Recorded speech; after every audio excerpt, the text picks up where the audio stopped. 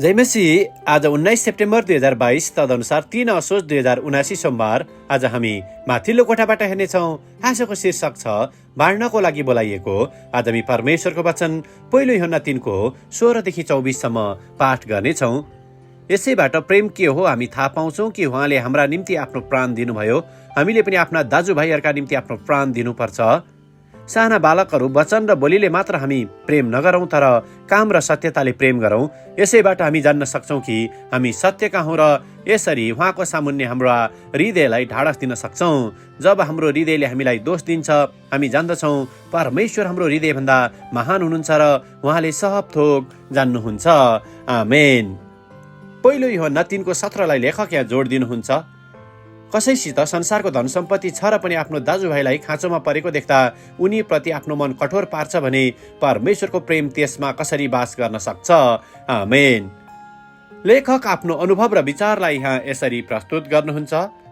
म स्थानीय स्वामित्वमा रहेको काठ र हार्डवेयर कम्पनीमा काम गर्छु, जसको केन्द्रीय अफिस टेक्सासभरि धेरै स्टोरहरू छन्। कम्पनीका घटिरहने एउटा कुरा भनेको एउटा स्टोरबाट आवश्यक परेका सामानहरू अर्को स्टोरमा पठाउनु हो। यो घटनाले मलाई कसरी परमेश्वरले हामीलाई एक अर्काको वास्ता गर्नको लागि बोलाउनु भएको छ भन्ने कुराको स्मरण गराउँदछ। परमेश्वर हामीलाई बाँच्नको लागि खाना, लुगा र कपडा आवश्यक छ भन्ने जान्नुहुन्छ। परमेश्वरले ती सबै कुराहरू जुटाउनुहुन्छ। परमेश्वरले हामीद्वारा प्रार्थनाको उत्तर दिनुहुन्छ र हामीलाई आफूसँग भएका कुराहरू आवश्यक परेका व्यक्तिहरूलाई बाँड्न बोलाउनुहुन्छ। जब हामी बाँड्नको निम्ति परमेश्वरको बोलावटलाई स्वीकार्छौँ, हामी हाम्रो विश्वास मृत छैन भनी देखाउँछ र परमेश्वरले हाम्रो प्रार्थनाको उत्तर दिएको आभास पाउँछौँ। हरेक पटक मलाई अर्को स्टोरमा सामान पुर्याउनको लागि भनिन्छ, जसले मलाई परमेश्वरले आवश्यकता पूरा गर्न कसरी काम गर्नुहुन्छ भन्ने कुरालाई सम्झना गराउँदछ।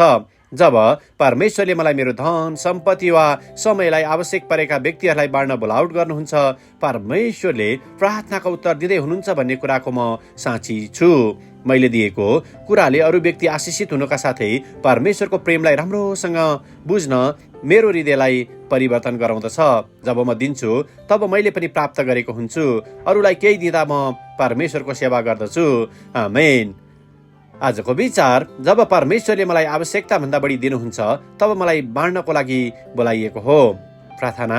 प्यारो परमेश्वर, हाम्रो वरपरका मानिसहरूको आवश्यकता देख्नमा हामीलाई सहायता गर्नुहोस्। नम्रता र दयाका साथ दिनको लागि हामीलाई सक्षम बनाउनुहोस् र हामी तपाईँ जस्तै बन्न सकौँ। येशूको नाउँमा आमेन। आजको लेखक माइकल किमेल, टेक्सास, संयुक्त राज्य अमेरिका। आजको प्रार्थनाको विषय परोपकारी संस्थाहरूको निम्ति।